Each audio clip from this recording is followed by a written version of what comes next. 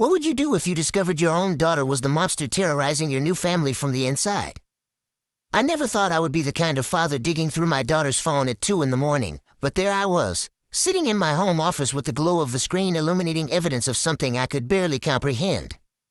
My hands were shaking as I scrolled through message after message, screenshot after screenshot, watching my 16-year-old daughter Ivy systematically destroy her 13-year-old stepsister's life one post at a time. The worst part was not just what she had already done, it was the scheduled posts waiting to go live in 9 days, timed perfectly to ruin Naomi's Sweet 16 party that my wife Elena and I had already dropped $3,200 on. Let me back up 6 months to when this whole blended family experiment began. I married Elena Rodriguez in April after dating for 2 years following my divorce from my ex-wife Jade. Elena was everything Jade was not: warm, patient, genuinely kind, and her daughter Naomi seemed like a sweet kid who was excited about having a bigger family. My daughter Ivy had seemed fine with it during the engagement. She even helped pick out flowers for the wedding and gave a toast at the reception about new beginnings. I thought we were going to make this work. I really did. The first incident happened in May, just 3 weeks after the wedding. Naomi had been invited to her first middle school dance, a spring formal that she had been talking about nonstop for weeks. Elena and I took her shopping for a dress. She chose this lavender thing with little flowers on it that made her look so grown up it hurt my heart a little. The night before the dance, Naomi came downstairs for dinner with red, swollen eyes. She showed us her phone with a trembling hand. Someone had created an Instagram account called Naomi Rodriguez Truth Page and posted a series of photos of her from various angles with cruel captions about her weight, her hair, her clothes. The comments section was filled with laughing emojis and harsh agreement from anonymous accounts. Elena called the school immediately, but it was a Friday night. Nobody was available. Naomi refused to go to the dance. She spent the entire Saturday in her room crying while her dress hung untouched on her closet door. Elena and I tried everything to convince her that these were just cruel strangers, jealous people who did not matter, but 13-year-olds do not think that way. To Naomi, everyone at school had seen these posts and she could never show her face again. The account disappeared by Monday morning, gone as mysteriously as it had appeared, and when we contacted Instagram they said it had been deleted by the user before they could investigate. Ivy had been sympathetic during all of this, bringing Naomi ice cream and telling her that people were horrible online and that she should not let them win. I remember thinking how mature my daughter was being, how lucky we were that she was supporting her new stepsister through this difficult time. I was such an idiot. The second incident came in July. Naomi had made the school volleyball team, a huge accomplishment for a girl who had always been shy about sports. Elena and I went to every game, cheering from the bleachers like maniacs, and Ivy even came to a few matches, recording videos on her phone that she said were for Naomi to watch later and improve her technique. The team made it to the regional championships, scheduled for a Saturday morning in late July. It was all Naomi talked about for 2 weeks. The night before the championship, another account appeared. This one was called Volleyball Tea, and it posted a detailed thread claiming that Naomi had been talking badly about her teammates, calling them names, saying they were not good enough to win. The posts included what looked like screenshots of text messages, though I could not tell if they were real or fabricated. Within hours, 3 of Naomi's teammates had texted her asking if it was true, if she really thought they were terrible players. Naomi was hysterical. She swore she had never said any of those things, never even thought them, but the damage was done. She woke up the next morning with a panic attack so severe that Elena and I almost took her to the emergency room. She was hyperventilating, sobbing, convinced that her entire team hated her and that she had ruined everything. There was no way she could play. Elena stayed home with her while I went to the championship to explain to the coach what had happened. The team lost by 3 points. When I came home, I found Naomi still in her pajamas, staring at her phone with dead eyes, and Elena in the kitchen crying silently into a dish towel. Again, the account disappeared within 24 hours. Again, Instagram's investigation led nowhere. And again, Ivy was the picture of supportive older sister, telling Naomi that jealous people would always try to tear down someone who was succeeding, that she should hold her head high and not let them win. By August, Elena was talking about moving out. Not because she did not love me, she said, but because watching her daughter suffer like this was destroying her. Naomi had started seeing a therapist twice a week for anxiety. She had panic attacks before school most mornings. She had stopped posting on any social media and had made her Instagram private with only family members allowed to follow. Elena said she could not put Naomi through this anymore, that maybe blending our families had been a mistake, that her daughter's mental health had to come first. I begged her to give it more time. I promised we would figure out who was doing this and make it stop. I hired a private investigator to look into Naomi's classmates, thinking it must be someone from school with a vendetta. The investigator found nothing useful, just typical middle school drama that did not connect to the cyberbullying. I was desperate and terrified of losing Elena, terrified of what this was doing to Naomi, and completely blind to what was happening right under my nose. Then came Naomi's birthday. Elena and I had planned a Sweet 16 party for September 28th, booking a venue called the Garden Pavilion that cost $3,200 for the deposit alone. Total cost would be close to $8,000 once we added catering, DJ, decorations. It was expensive, but Naomi had been through so much, and Elena wanted to give her daughter something special, something to look forward to, a chance to celebrate with friends and feel normal again. We sent out invitations in early September. 50 guests. A Parisian theme because Naomi loved everything French. It was going to be magical. On September 18th, 10 days before the party, I woke up at 1:30 in the morning to use the bathroom and noticed light coming from under Ivy's bedroom door. This was not unusual. She often stayed up late on her phone, but something made me pause. Maybe it was instinct. Maybe it was the memory of Elena's face when she talked about leaving. Maybe it was just dumb luck. I knocked softly and opened the door. Ivy was sitting on her bed with her laptop open and her phone in her hand, and the look on her face when she saw me was pure guilt. She slammed the laptop shut so fast she nearly dropped it, but I had already seen the screen. Instagram. Multiple windows. Accounts I did not recognize. "What are you doing up so late?" I asked, trying to keep my voice calm. "Nothing," she said. "Just scrolling. Could not sleep." "Why do you have multiple Instagram accounts open?" She looked at me with wide eyes, and I watched her brain scramble for an explanation. "For my friends," she said finally. "They asked me to help them with something." "What kind of something?"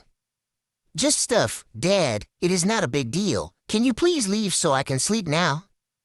I stood there looking at my daughter, really looking at her, and for the first time in months I saw something in her expression that made my blood run cold. She looked scared but not surprised. She looked caught. "Give me your phone," I said. "What? No, that is such an invasion of privacy." "Ivy," I said quietly. "Give me your phone right now." "Dad, you cannot just take my phone. I am 16 years old. I have rights." "You have rights when you are 18 and paying your own bills," I said. "Until then, you have privileges, and right now I am exercising my right as your parent to make sure you are safe online. Phone. Now." She held it against her chest like I was trying to steal something precious. "Dad, please, you do not understand." "Then help me understand." We stared at each other for a long moment, and I watched something shift in her face. The fear melted away and was replaced by something harder, something defiant. "Fine," she said, and threw the phone at me so hard I almost dropped it. "Whatever. I have not done anything wrong." "Then you have nothing to worry about," I said, and walked out with the phone clutched in my hand and my heart pounding so hard I thought I might pass out. I went to my office, closed the door, and started digging. Her password was easy, her birthday plus her favorite number. The first thing I found was a Notes app file titled End Project Timeline with a list of dates and brief descriptions. May 15th, Spring Formal, Truth Page Launch. July 27th, Volleyball Championship, Teen Drama Account. September 27th, Sweet 16 Eve, Final Phase. Final Phase. I felt sick. I opened Instagram and found 3 accounts logged in besides her main one. The first was called The Real Naomi Rodriguez and had 0 followers, 0 posts published, but 17 posts in drafts. I opened them. They were horrible.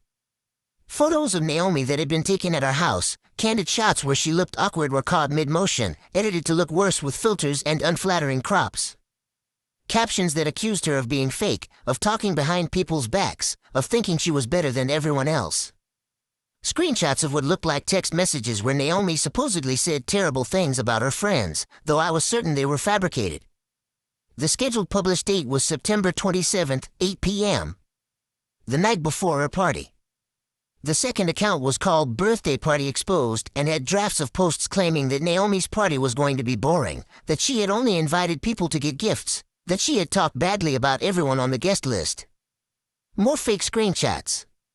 More scheduled posts for September 27th. The third account was the worst. It was called Naomi Rodriguez Receipts and had an entire thread drafted about how Naomi had allegedly cheated her way onto the volleyball team by having her mom complain to the school administration, how she had stolen someone's boyfriend, how she was secretly mean to younger students. None of it was true. I knew it was not true. But it looked real. The screenshots looked real. The photos looked damning taken out of context. And it was all scheduled to go live the day before her party, ensuring that every single invited guest would see it and either not show up or come ready to confront her. I sat there staring at the phone for what felt like hours but was probably only 20 minutes. My daughter had done this. My 16-year-old daughter had systematically terrorized her stepsister for 4 months, ruining major events in her life, causing panic attacks and therapy appointments and family conflict. All building up to this final coordinated attack designed to destroy Naomi's birthday party and probably our marriage along with it. I wanted to storm back into her room and demand answers, but I knew I needed more evidence. I needed to understand why. I went through her text messages and found a group chat with 3 of her friends, but most of the messages were typical teenage nonsense about boys and TikTok and homework.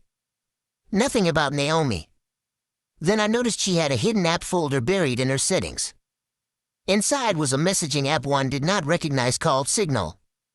I opened it and found a conversation with someone named Scarlett Wilson. The name rang a bell, but I could not place it. I started reading from the beginning.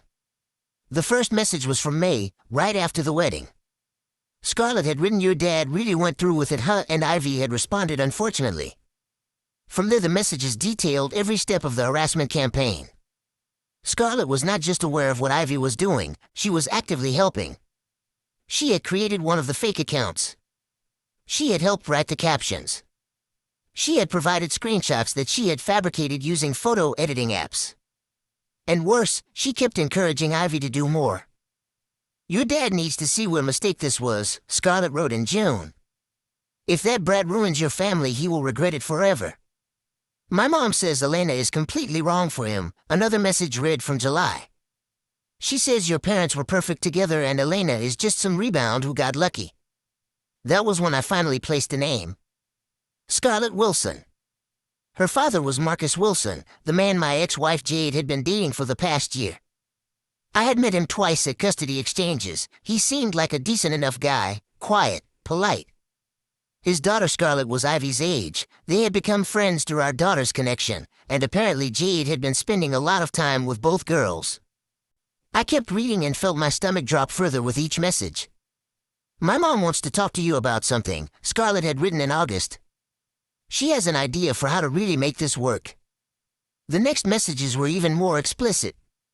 Jade, my ex-wife, had apparently sat both girls down and told them that if my marriage to Elena failed, there was a chance that Jade and I could work things out again.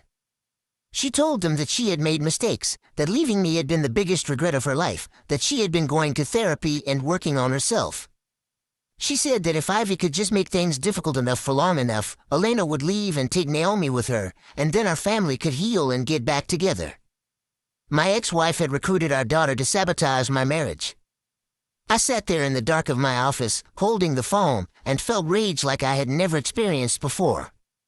Not just anger at what Ivy had done, but fury at Jade for manipulating our child into doing her dirty work. For convincing Ivy that destroying an innocent girl's life was somehow going to result in a happy ending.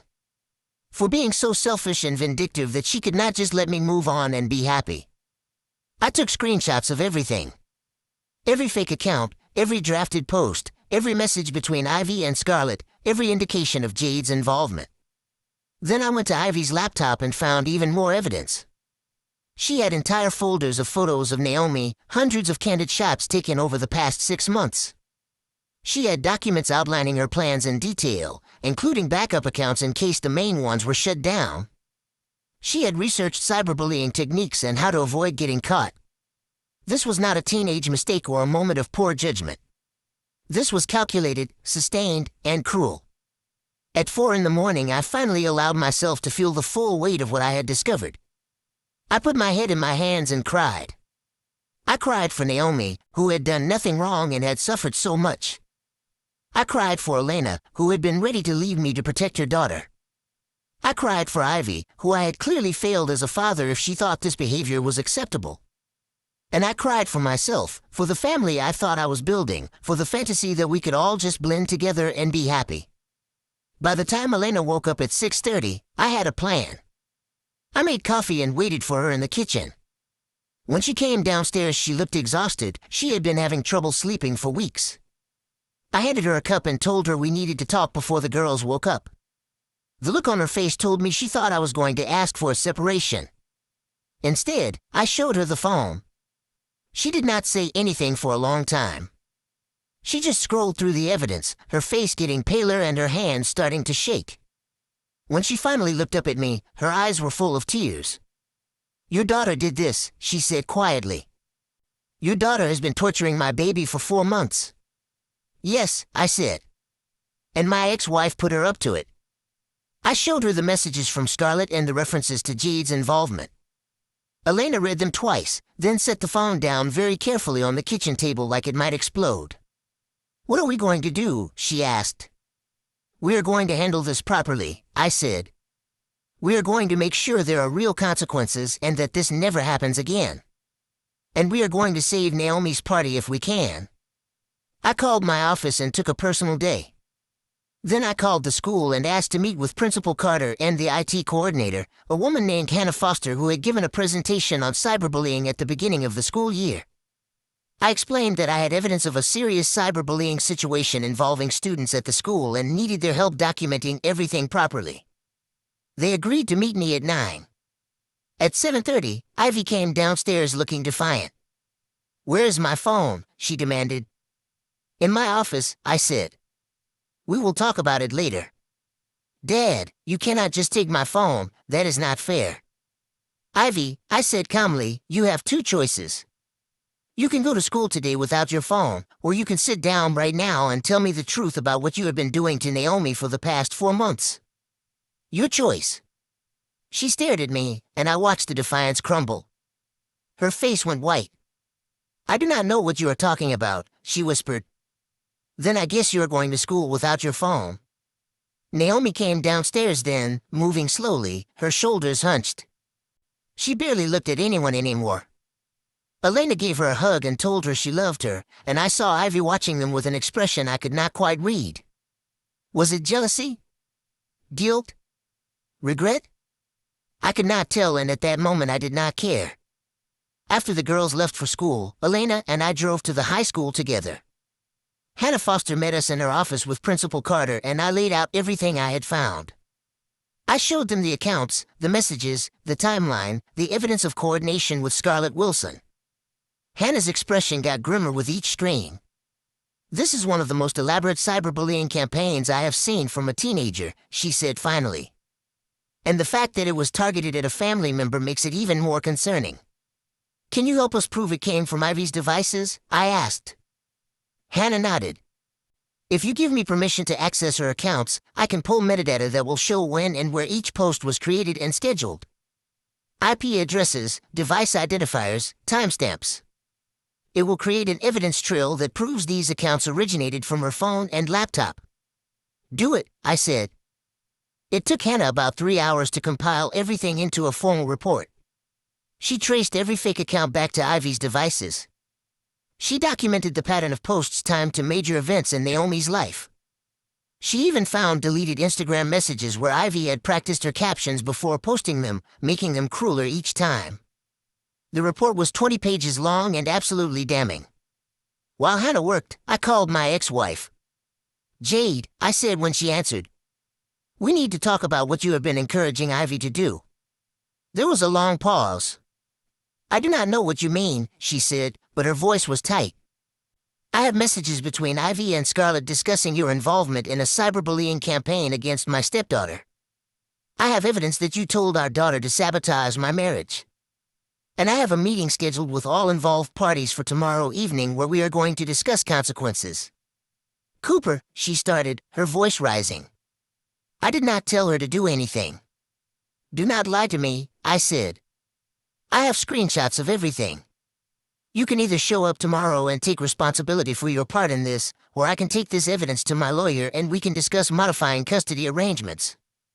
Your choice. She hung up on me. I expected that. That evening, I sat Ivy down in the living room. Elena and Naomi were upstairs. Elena had decided it was better if I handled this part alone. I put the phone on the coffee table between us along with printed copies of Hannah Foster's report. I know everything, I said. I know about the accounts, the scheduled posts, the coordination with Scarlett, and your mother's involvement. I have evidence from the school's IT coordinator that traces everything back to your devices. So I'm going to give you one chance to tell me the truth about why you did this. Ivy stared at the papers for a long time. When she finally looked up at me, her eyes were full of tears, but I could not tell if they were genuine or manipulative. She ruined everything, Ivy said quietly. You married her and suddenly Naomi was everywhere. Perfect little Naomi who everyone loves, perfect little Naomi who you take to her games and buy dresses for, perfect little Naomi who gets all of Mom Elena's attention. Nobody cares about me anymore. That is not true, I said. I care about you. I love you. But you have a mother and a stepfather, and Naomi only has Elena and now me. She needed support and attention because she was adjusting to a new family too. But she got so much, Ivy said, her voice breaking. And you barely even noticed me anymore. Everything was about Naomi and her feelings and making sure she was comfortable. What about my feelings? What about me being uncomfortable with this whole new family situation? So you decided to torture her, I said flatly. You decided that instead of talking to me about your feelings, you would create fake accounts and post cruel lies and ruin major events in her life. You caused her panic attacks, Ivy. You made her miss her school dance and her volleyball championship. You made her so anxious she needs therapy twice a week. And you were planning to destroy her birthday party in 9 days. Ivy was fully crying now. I did not think it would be that bad, she sobbed. I just wanted her to be uncomfortable too. I wanted her to feel how I felt. How you felt, I repeated. And how exactly did you feel, Ivy? Because from where I am sitting, you felt jealous and petty and decided to bully a 13-year-old girl instead of using your words like an adult. Mom said if I made things hard enough you would see that marrying Elena was a mistake, Ivy said, and I could tell she immediately regretted it. So it is Mom's fault now, I said. She said you and her could get back together if Elena left, Ivy whispered. She said we could be a family again. I felt my heart break a little bit for my daughter, who had been manipulated by her own mother into thinking that cruelty would somehow result in happiness. But I also felt anger at her for choosing to believe it, for choosing to hurt someone innocent instead of questioning whether what she was doing was right. Ivy, I said slowly. Your mother and I are never getting back together. Not if Elena leaves, not ever. That part of our lives is over. And even if it were not, do you really think I could respect you or trust you again after what you have done? She flinched like I had hit her. Tomorrow evening we are having a meeting here with Elena, Naomi, your mother, Marcus, and Scarlett, I continued. You are going to take responsibility for your actions in front of everyone you hurt. And then we are going to discuss consequences. What kind of consequences? She asked in a small voice. The kind that are going to make sure you never do anything like this again, I said. The next evening, everyone gathered in our living room. Jade showed up 20 minutes late with Marcus and Scarlett in tow. Marcus looked confused, Scarlett looked scared, and Jade looked ready for a fight. Naomi sat next to Elena on the couch, small and quiet. Ivy sat in the chair farthest from everyone else. I started by laying out the evidence.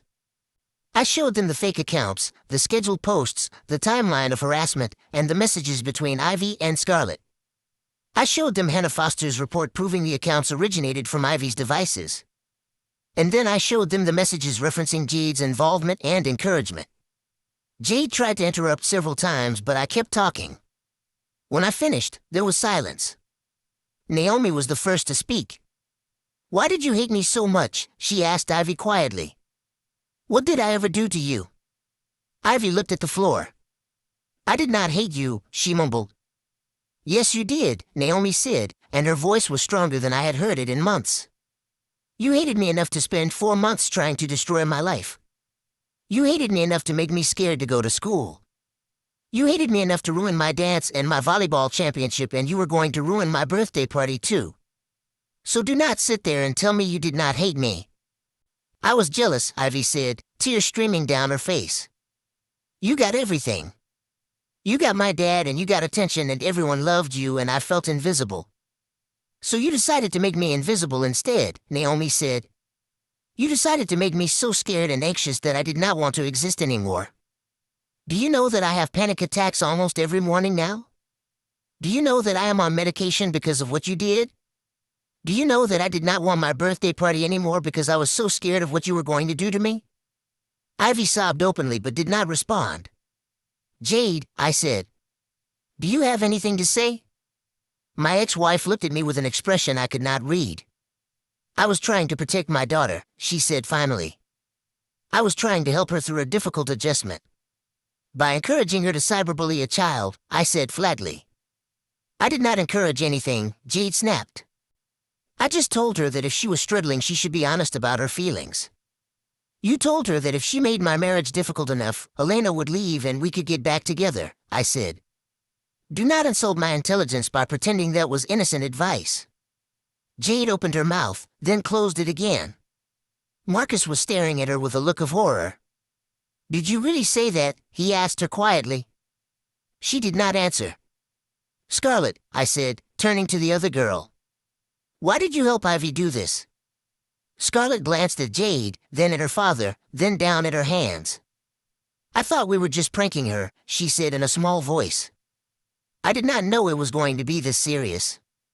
You helped create fake accounts and fabricate screenshots and coordinate posts designed to humiliate someone right before major events," I said. "That is not a prank. That is harassment." "I am sorry," Scarlett whispered. "Saying sorry does not fix anything," Naomi said. "Sorry does not give me back my dance or my volleyball championship. Sorry does not make my panic attacks go away." Elena spoke for the first time. "Here's what is going to happen," she said, and her voice was cold and clear. "Ivy is going to surrender her phone and laptop for 6 months. She will have a basic flip phone for emergencies only. She is going to complete 100 hours of community service working with cyberbullying prevention programs. And she is going to personally apologize to Naomi at her Sweet 16 party in front of all the guests." "No," Jade said immediately. "That is too harsh." "That is the minimum," Elena said. "And if you have a problem with it, we can discuss it with lawyers instead. Your choice." Jade looked at Marcus, who was still staring at her with that horrified expression. She looked at me. She looked at Ivy. And finally, she nodded. "And Scarlett," Elena continued, looking at Marcus, "I will leave consequences for your daughter up to you, but I think therapy and some serious discussions about manipulation and honesty are in order." Marcus nodded slowly. "We will take care of it," he said quietly. "As for you," Elena said, turning to Jade, "I want a written apology to Naomi and a commitment that you will stay out of my family's business from now on.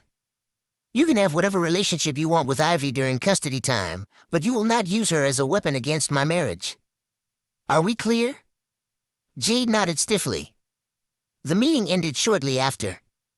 Jade and Marcus and Scarlett left, and Ivy went upstairs to pack up her electronics. Elena held Naomi while she cried, months of fear and anxiety finally releasing in great heaving sobs.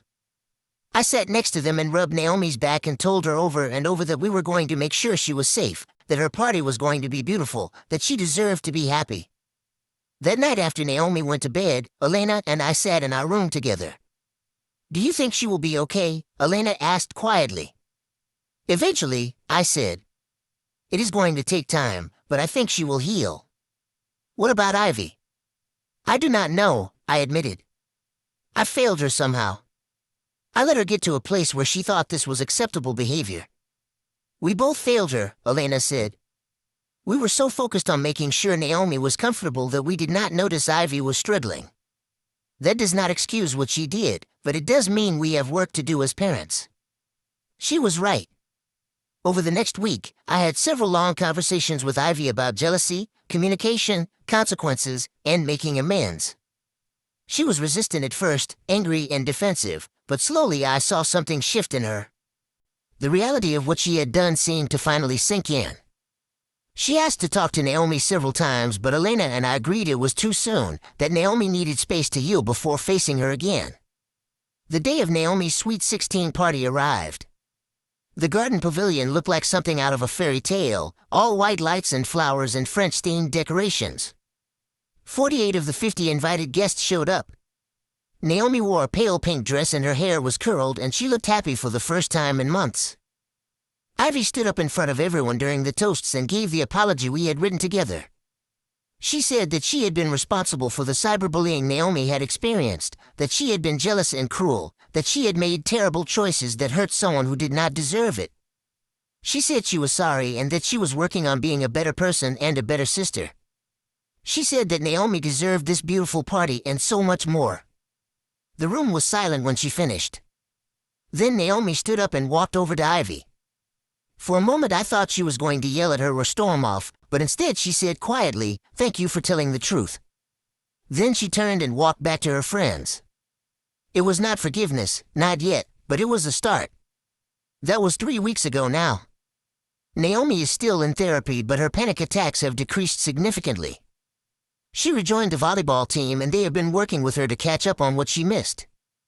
She smiles more now, laughs with her friends, posts occasionally on her private Instagram account. Elena is not talking about leaving anymore. Ivy is working at a youth center teaching younger kids about online safety as part of her community service hours. Her supervisor says she is doing well, that she seems genuinely committed to understanding the harm cyberbullying causes. She still does not have her phone or laptop back and will not for another 5 months. We have weekly family therapy sessions where we are all learning to communicate better. It is slow progress, but it is progress. Jade and I have a new custody arrangement worked out through lawyers. She gets her scheduled time with Ivy, but there are strict boundaries now about what she can and cannot say about my marriage. Marcus broke up with her 2 weeks after our meeting, and according to Ivy she is not taking it well, but that is no longer my problem. The hardest part of all of this has been accepting my own role in what happened. I was so focused on helping Elena and Naomi adjust to our blended family that I did not see my own daughter drowning. I assumed she was fine because she said she was fine, but teenagers rarely say what they actually mean. I should have checked in more, asked harder questions, noticed the signs that she was struggling with jealousy and displacement. I should have made sure she knew she was still important to me, still loved, still valued. But I also know that while I failed to see her pain, she made active choices to inflict pain on someone else. She chose cruelty over communication, revenge over honesty, destruction over construction. Those were her choices, and she has to live with the consequences, just as I have to live with the knowledge that I could have prevented some of this if I had been paying better attention. Blending families is hard. Nobody tells you how hard it is going to be, how many unexpected landmines are buried under the surface, how much patience and communication and genuine effort it requires from everyone involved. Nobody tells you that sometimes the people you love most will hurt each other in ways you never imagined, and that you will have to figure out how to dispense justice while still offering grace. 3 weeks after the party, Naomi asked if she could talk to Ivy. They sat together in our living room for over an hour with the door closed. I do not know what they said to each other, but when they came out, Naomi looked lighter somehow, and Ivy looked like she had been crying. They are not friends, they may never be close, but they are learning to exist in the same space without hostility. That is something. Last week, Ivy asked me if I thought Naomi would ever forgive her. I told her I did not know, that forgiveness was not something you could demand or earn on a timeline, that it was a gift Naomi might choose to give someday or might not. I told her that regardless of whether Naomi forgives her, she still has to forgive herself and figure out how to be a better person going forward. She nodded slowly and said, "I really messed up, did I not?" "Yes," I said. "You really did." But you still love me, she asked, and she sounded so young and scared that my heart broke a little.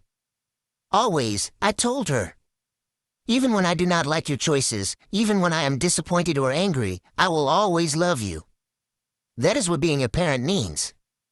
She hugged me then, the first real hug in weeks, and I held my daughter and hoped that we were finally moving in the right direction. I still check Naomi's Instagram mentions regularly, still watch for signs that someone might be targeting her again, still feel a spike of anxiety when I see her looking at her phone with a worried expression.